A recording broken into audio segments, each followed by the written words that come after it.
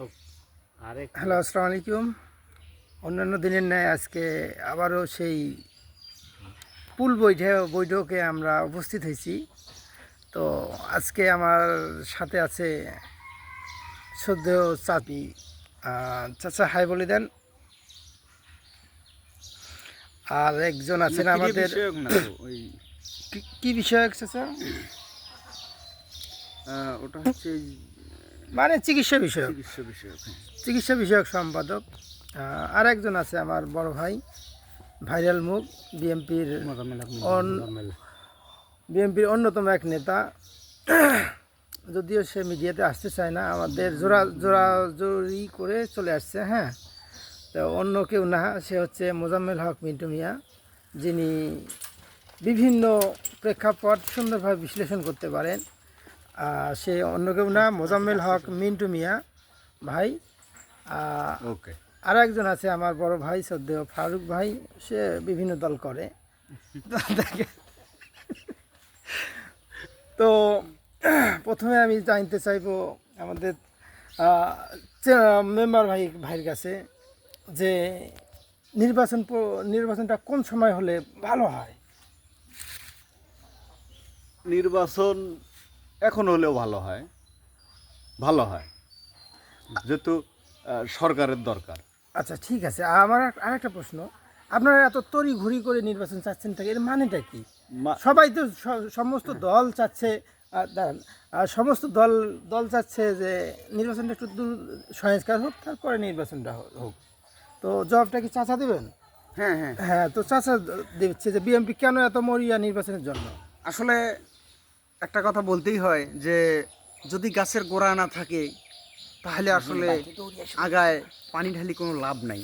এ কারণে যেহেতু আমাদের দেশে এখনও কোনো নির্বাচিত সরকার নাই, সেক্ষেত্রে আসলে নির্বাচিত সরকার একটা হওয়া খুবই জরুরি। আমি যে প্রথমেই বললাম যে গাছের গোড়া না থাকলে আগায় পানি ঢালি কোনো লাভ নেই। তো আসলে কথাটার মানে হচ্ছে যে নির্বাচিত সরকার আমাদের খুব জরুরি প্রয়োজন। আহ, আমাদের মেম্বার ভাইয়ের কাছে আরেকটা প্রশ্ন, বিএনপি যে চাঁদাবাজি করে, এটা কি আসলে সত্য না মিথ্যা? সবাই বলে।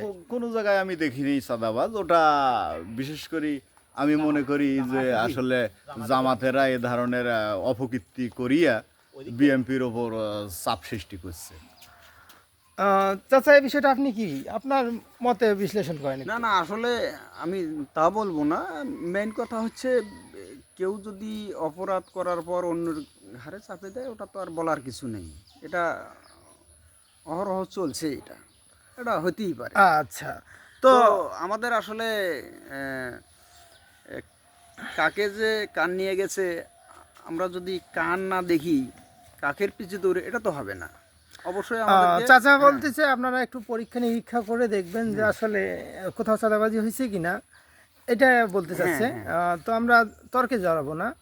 তো চেম্বারের কাছে আর একটা প্রশ্ন, আপনি তো বিভিন্ন অঞ্চল ঘোরাফেরা করছেন, মনে করেন ফেনী, কুমিল্লা, আপনি আপনার দৌড় সারা দেশের সার্বিক অবস্থাটা কেমন? আমি সব জায়গাতে ঘুরিয়ে দেখছি। আমি ঘুরি ফিরি দেখি আর কি সব জায়গাতে। যেমন এখানে রংপুর বলি না, ঢাকা, চট্টগ্রাম, রাজশাহী, খুলনা, বরিশাল, নোয়াখালী, পটুয়াখালী, হেলতাপ, টেকনাফ, তেঁতুলিয়া থাকি আমি দেখছি যে আসলে বিষয়টা জামাতের লোকে বিশেষ করে গণ্ডগোল সৃষ্টি ওরা আগে থাকিয়া, এবং এখন আরও বেশি ওরা হয়তোবা মিটিং দরবারে দেখা যাচ্ছে ওরা 15 জন, সব জায়গাতেই 15 জনের মিটিং দরবার করে। আশাবাদী অন্য লোক আমি দেখি না। তো ধন্যবাদ চাচাকে। তো আমার মোজাম্মেল ভাইকে, আমরা চাচার কাছে আবার আসব। চাচা, আপনি তো মানুষের দোরগোড়ায় চিকিৎসা দেন। হ্যাঁ তো আমরা বাইরে না দেখি, আমরা ঘরের খবরটা একটু জানি। আপনার ইউনিয়নে যে আপনি বিভিন্ন সার্ভিস দেন চিকিৎসার মাধ্যমে, আসলে তারা কি চায়, জনগণ কি চায়? আপনার যে কি বলে রহমতপুর, সমগ্র রহমতপুর অঞ্চল আপনি যে চিকিৎসা দিয়ে থাকেন, ওই সমস্ত এলাকায় জনগণ কোন দলটাকে চায়, এইটাই আমার প্রশ্ন। আসলে বিভিন্ন জনগণ বিভিন্ন মত পোষণ করে। এটা কেউ এককভাবে বলতে পারবে না যে আমার আধিপত্য বেশি। তো তারপরেও আমাদের জাতীয়তাবাদী দল বিএনপি ইনশাল্লাহ মোটামুটি বলা চলে যে 60-70% মতো সবাই সাপোর্ট করে ইনশাল্লাহ। তো আমরা শুনলাম যে আসলে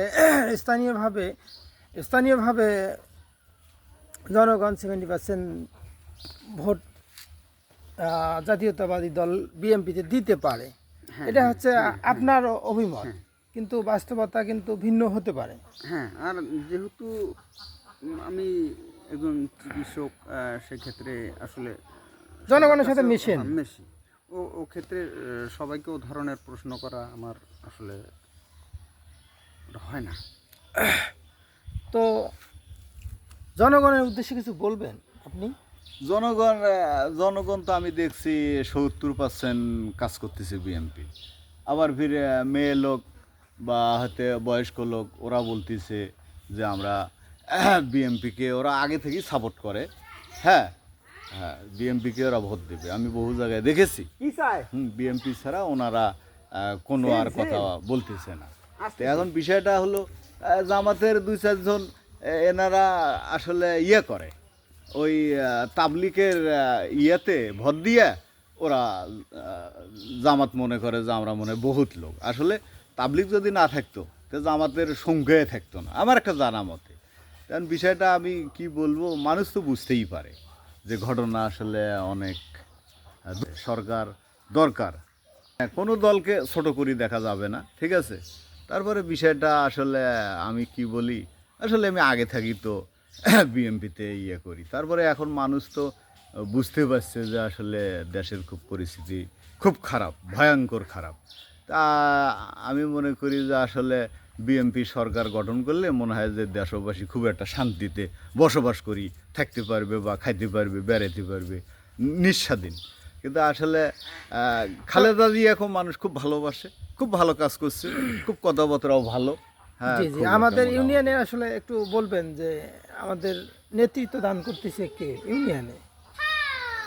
ইউনিয়নে দান করতেছে আপনারা ধরো গিয়া এখানে ধরো বিএমপির আপনার বিএমপির জুল ভাই আছে, উনি মোটামুটিভাবে বিচারশালীর বা অন্য অন্য পেছনে সামনে সব কিছু মিলাইয়া কাজ করছে আর কি। মোটামুটি ওকে আমি সুইচলেট ওকে আমি সুইচলেট জানাইলাম। মোটামুটি মানুষকে গরিব মানুষের পাশে যায়। আর অন্যান্য বিএনপি নেতাদের আছে আছে, যেমন এখানে 17 নম্বরে এখানে ওই সাজু ভাইও আছে, খুব আমি দেখছি যে বিচারশালী বা অন্য অন্য যে কোনো কাজ বাজ করলে ওরা হিসেব পাতি করে। আমি দেখি না যে আমাদের লোক ওনারা মিটিং দরবারও করে না, ওরা এমনি হুকেও ও আমি মনে করি ওটা একটা, আমি মনে করি যে বাংলাদেশে ওনারা জনগণের ওপরে একটা খুব একটা গুরুত্বপূর্ণ দেয় না, কিন্তু বিএনপির লোক দেয় সুন্দর আমি দেখছি। হ্যাঁ, যে কোনো বিষয় ওরা ওপেনে চ্যালেঞ্জ করে যাইতে পারে, কাজ করে বা হয়তো সুন্দর সুন্দর কথাবার্তা বলে। হ্যাঁ, মানুষকে হয়তো আশ্বাস দেয়, হ্যাঁ ভালোবাসা দেয়। এই তো আমি মনে করি যে এটা বিএনপির একটা খুব একটা মোটামুটি একটা খুব যে ওরা হ্যাঁ বিএনপির লোক নিয়ে মানুষ আশাবাদী করে আর কি আমার জানা। হ্যাঁ, জয় ইনশাল্লাহ আমাদেরই হবে, বিএনপিরে হবে, হ্যাঁ তারেক জিয়ারে হবে, খালেদা জিয়ারে হবে। আবার ফির আমি মনে করি যে ফখরুজ্জামান মোটামুটি আমি জানি সারা বাংলাদেশে তাকে আমি খুব মোটামুটি সম্মান জানাইলাম। ও খুব ভালো ভালো কাজ করে এবং যেটা কাজ করে খুব আইনজীবী বা যে কোনো বিষয় নিয়ে উনি খুব সাকসেসফুল আমি মনে করি দলের জন্য। ধন্যবাদ আমার মেম্বার ভাইকে। তো আগে থেকেই আসি এবং এখনো যে কোনো লোক যে কোনো বিষয় নিয়ে আমাকে স্মরণ করলে একদম আমি চ্যালেঞ্জ সেখানে যাবই আমি। জি জি জি, তো শুনলাম আমরা আমাদের মোজাম্মেল হক মিন্টু ভাইয়ের বক্তব্য। সবাই ভালো থাকবেন।